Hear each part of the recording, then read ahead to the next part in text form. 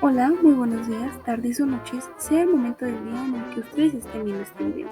Hoy hablaremos sobre los derechos humanos. Para comenzar esta presentación, vamos a abordar tres temas fundamentales. Primero, ¿qué son los derechos humanos? Después, ¿qué son los derechos humanos en la actualidad?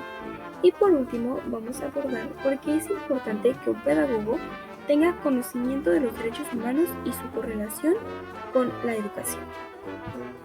Bien, ya sabemos que repetimos demasiado derechos humanos, pero literalmente es el tema del que vamos a hablar. Entonces, ¿qué entendemos por derechos humanos? Bueno, pues estos derechos son los que constituyen un repertorio de libertades y derechos inherentes a cada uno de los seres humanos sobre la base de su igualdad y dignidad personal y social. A todo este conjunto apunta a garantizar y satisfacer condiciones indispensables para el desarrollo de una vida digna. Bueno, pues el desarrollo de los derechos humanos es el resultado de largas luchas a lo largo de la historia, como por ejemplo tenemos la Revolución Inglesa. Comenzó en 1642 y culminó en 1653. Esta fue una guerra civil entre el Parlamento y el rey y culminó con la ejecución de Carlos I y la formación de un protectorado republicano. Bueno, pues el desarrollo. También tenemos la Segunda Revolución Inglesa. Comenzó en 1688 y culminó en 1689. Esta proclamó la independencia de las colonias americanas de la corona británica, incluyendo una república. Y también tenemos la Revolución Francesa. Comenzó en 1789 y culminó en 1799. Esta fue una de las revoluciones más influyentes que impulsó la ascensión de la burguesía en la estructura social de esa época y consecuentemente la consolidación del capitalismo industrial. Dentro del marco de la Revolución Francesa se redactó la Declaración de los Derechos del Hombre y del Ciudadano, y como consecuencia de las luchas por la independencia de los Estados Unidos de América, surgió la Declaración de Derechos de Virginia. Ambas declaraciones estaban dirigidas a reconocer y a garantizar la igualdad, la libertad y la seguridad del varón blanco propietario adulto nacional.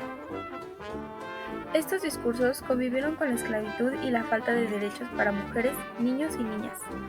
Así, durante el siglo XX surgen las luchas contra los trabajadores y trabajadoras para mejores condiciones de trabajo, entre otras demandas que advierten a los estados acerca de las necesidades de establecer un conjunto de normas que protejan a los trabajadores frente a la explotación. Surgen así lo que se denomina después como derechos económicos, sociales y culturales, es decir, aquellos derechos para desarrollar una vida digna. Luego tenemos la Segunda Guerra Mundial, después de las declaraciones de 1776 y 1778, la posibilidad misma de la puesta en práctica de los actos de barbarie ultrajantes a la conciencia de la humanidad, que condujeron a la Asamblea de las Naciones Unidas a la formulación de la Declaración Universal de los Derechos Humanos, que son los que reconocen la condición humana independientemente de la raza, la religión, el color, el sexo, origen nacional o social y otras características culturales y sociales.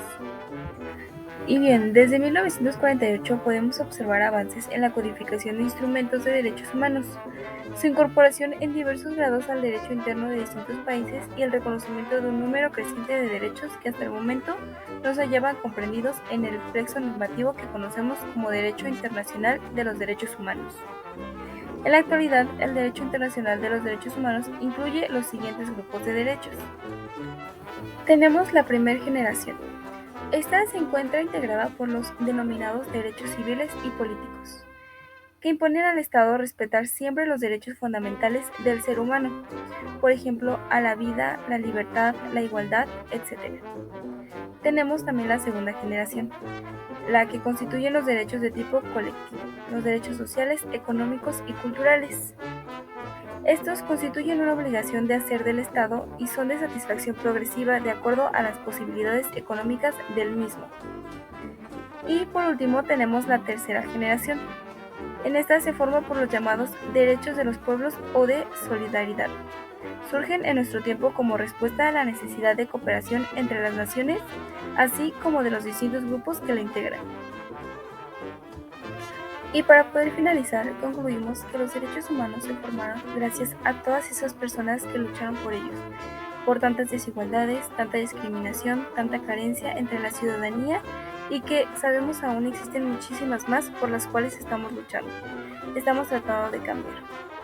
Como pedagogos me parece de suma importancia que se pueda educar y formar con más derechos humanos, porque es con quienes vamos a trabajar, con personas de diferentes edades, algunos en oficinas, en institutos médicos, algunos otros dentro de los salones de clase, y creo que debemos de comenzar con eso, no solo para que tengan conocimiento de ello, sino para que ellos mismos conozcan la realidad que se está viviendo actualmente, y eso les forme carácter, curiosidad y un criterio propio.